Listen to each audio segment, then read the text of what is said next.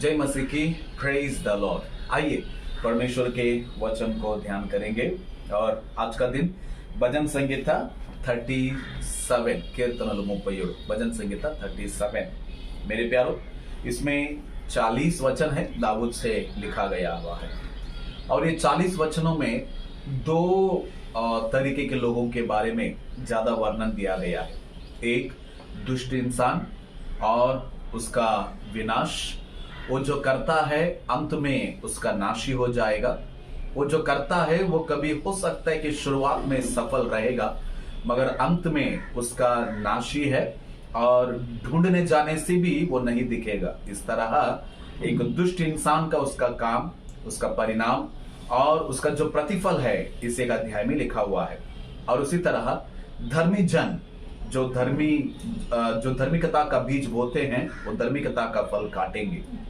जी हाँ, धर्मी इंसान का काम, धर्मी इंसान का प्रतिफल, धर्मी इंसान का परिणाम, उसकी आशीषें और अंत में उसका भला ही होगा। इन बातों को इस एक अध्याय में लिखा हुआ है। इसीलिए मेरे प्यारो, परमेश्वर का वचन यहाँ पे भी ये लिखा हुआ है कि जब कोई दुष्ट इंसान जब अपने कामों में तरक्की पाता है, उसके बातों को, उसके कामों को देखकर जलने मत जाओ। इस तरह शुरुआत का वचन यहाँ पे लिखा गया है।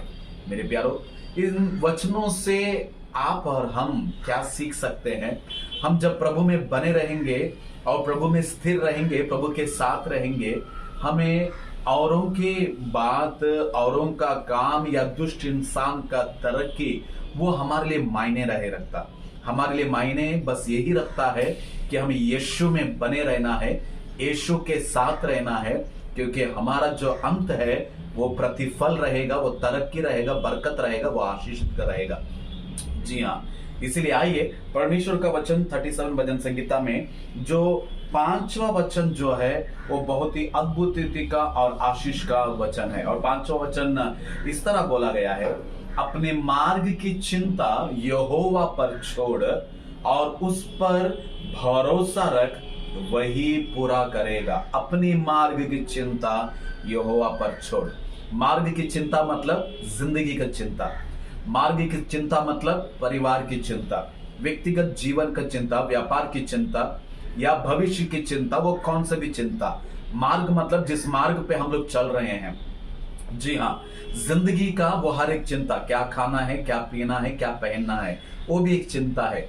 भविष्य मेरा कैसा होने के लिए जा रहा है, वो भी एक चिंता है। हालातों को देखकर, परिस्थितियों को देखकर, इन दिनों में दुनिया में जो बातें हो रही है, ये सारी बातों को देखकर कई बार आत्मिक लोग भी चिंतित हो जाते हैं कि पता नहीं आने वाला समय कैसा होने के लिए जा रहा है।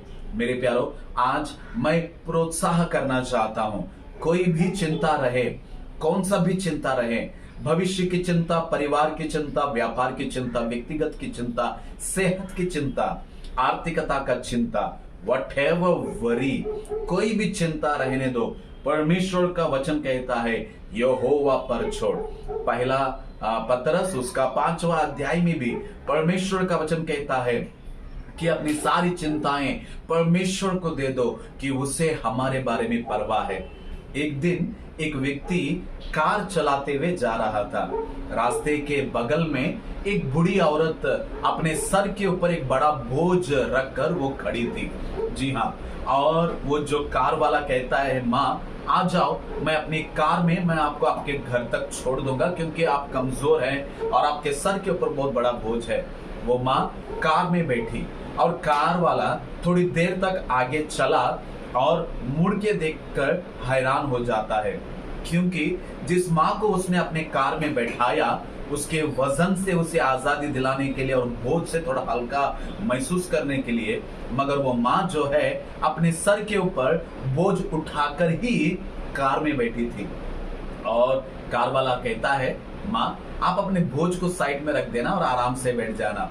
वो माँ कहती है, नहीं, मुझे बोझ अच्छा लगता है। जी हाँ, आज भी कई बार हमारे जीवन में परमेश्वर कहता है हमारी चिंताओं को, हमारे मार्ग की चिंताओं को, जीवनों की चिंताओं को, हमारा व्यापार, आर्थिकता का, परिवार का, आत्मिकता का, कोई सभी चिंता परमेश्वर को छोड़ देना है। छोड़ देना का मतलब यहोवा पर छोड़, जी हाँ, हिंदी बाइबल बहुत अच्छा लिखा हुआ है। यहोवा पर छोड़ मतलब छोड़ने के बाद में वापस अपने हाथ में नहीं लेना है। चिंताओं को परमेश्वर के हाथों में दे देना है। देने के बाद में हम आजाद हो जाएंगे। अगर हमारी चिंताओं को परमेश्वर के पास छोड़ने के बाद में भी अगर हम लोग चिंतित रहेंगे, दुखित रहेंगे, तो इसका मतलब है हमने अपनी चिंताओं को अब तक परमेश्वर पर नहीं छोड़ा है। आइए, आज वो कौन सी चिंता जो आपको सता रहा है, वो कौन सा चिंता जो आपको निराशा में डाल रहा है, सताव में डाल रहा है, दबाव में डाल रहा है, परमेश्वर के हाथों में दे देना, छोड़ देना। छोड़ने के बाद में ये कहना कि प्रभु अब ये चिंता मेरा नहीं, आपका है। आप मेरे बारे में परवाह कर रहे हैं और हम आजादी का जिंदगी जिएंगे। प्रभु का वचन, बोझ से दबे लोग मेरे पास आओ, मैं तुम्हें विश्राम दूंगा। इसका मतलब है हमारा बोझ यीशु मसीह ने अपने क्रूस के ऊपर उठा लिया है और हमें आजाद कर दिया है। उस बोझ से, उस चिंताओं से, उस दबाव से प्रभु ने हमें आजाद कर दिया है। आजादी का जिंदगी जीना ये हमारे लिए जरूरी है। हालेलुया। तब जाकर हम आजादी का अनुभव कर सकते हैं। आमीन। आजादी को चख सकते हैं, आजादी में आनंद मना सकते हैं। यीशु मसीह ने हमें अपना लहू देकर हमें आजाद कर दिया है, चिंताओं से आजाद कर दिया है, बोझ से आजाद कर दिया है, आमीन, हर एक निराशाओं से आजाद कर दिया है। इसीलिए उस आजादी को अनुभव करो। आमीन। अपनी चिंताओं को प्रभु पर छोड़ दो और आनंद से रहना।